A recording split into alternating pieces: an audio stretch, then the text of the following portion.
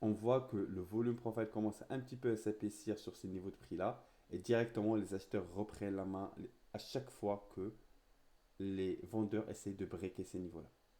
Donc c'est un signal fort de la part des acheteurs qui sont bien présents sur le bas du carnet. Et donc on va décider de commencer à positionner nos lots au fur et à mesure que les acheteurs nous montrent leur présence.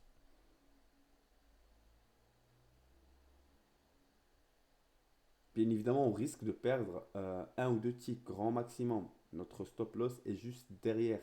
Si on vient travailler le 41, le 40 et qu'on commence à travailler le 39, on a déjà quitté notre position. Donc maintenant qu'on est exécuté, ce qu'on veut, c'est de quitter rapidement notre trade. On veut que le marché remonte assez vite et pour aller rejoindre son POC à 171,52. Et à ce moment-là, on quittera la majeure partie de nos lots pour récupérer rapidement nos profits. On voit que le trade paye assez rapidement, ce qui me plaît beaucoup.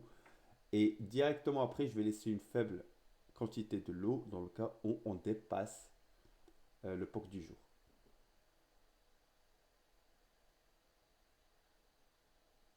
Donc pour l'instant, le marché décide uniquement de faire des allers-retours dans son range.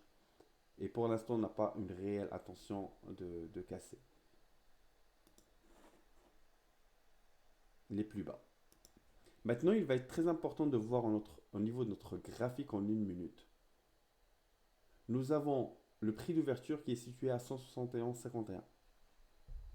Nous avons le marché depuis le début de la matinée qui a travaillé au-dessus de notre prix d'ouverture. Et maintenant, il vient casser le prix d'ouverture pour travailler en dessous. À ce moment-là, la première chose qu'on cherche, c'est les extensions d'ouverture. On va reprendre le nombre de ticks, surtout lorsqu'on voit que le marché aujourd'hui range. On va prendre le nombre de ticks que le marché a fait en dessus de son prix d'ouverture et qu'on va venir reproduire en bas de notre prix d'ouverture. Ce sont les extensions de range, donc je vous invite à revoir le cours au niveau de notre plateforme de formation des extensions d'ouverture. Donc on a le marché qui nous a fait presque 10 ticks au-dessus de son prix d'ouverture à 171,51 et que maintenant nous fait 10 ticks en bas de son prix d'ouverture à 171,41. Lorsqu'on trade les extensions d'ouverture, le but c'est de revenir vers le prix d'ouverture pour récupérer ses profits.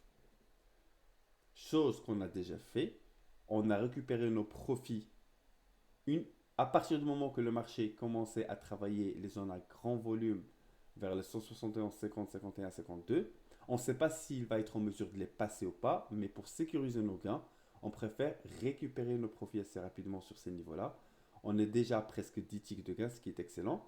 Maintenant, on va laisser une faible quantité, voir si jamais le marché est en mesure de casser ces niveaux-là de grand volume, de les dépasser pour aller rejoindre le haut de son carnet à 171, 62, 63, 64.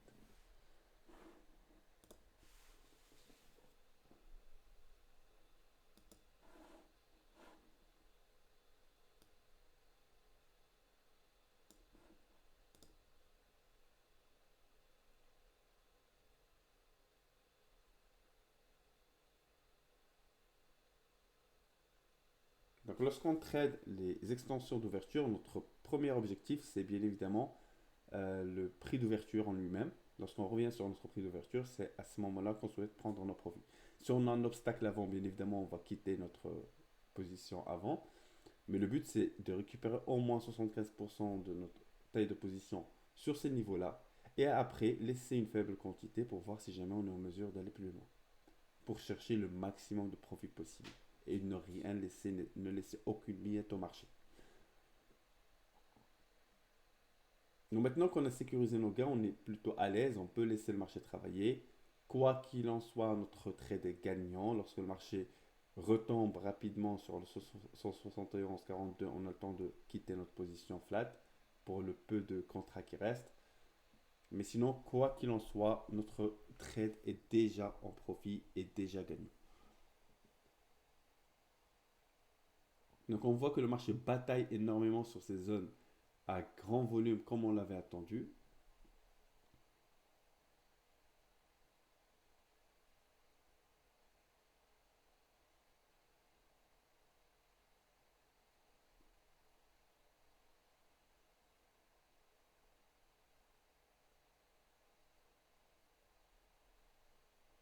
Et là, on peut voir le nombre de contrats qui sont exécutés sur ce niveau-là, au niveau du footprint.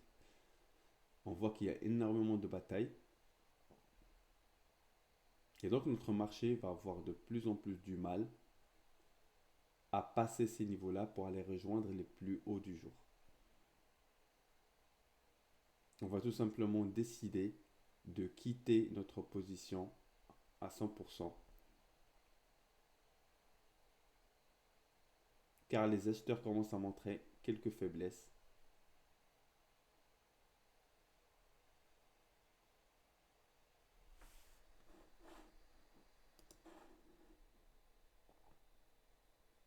Et donc on voit que nos acheteurs, avec plusieurs milliers de contrats échangés sur le POC du jour, ne vont pas être en mesure d'aller plus loin. Donc on essaye de prendre l'ensemble de nos profits à presque 10 ticks de gain. Pour un trade en contrarien dans ces conditions-là, c'est vraiment très bien fait.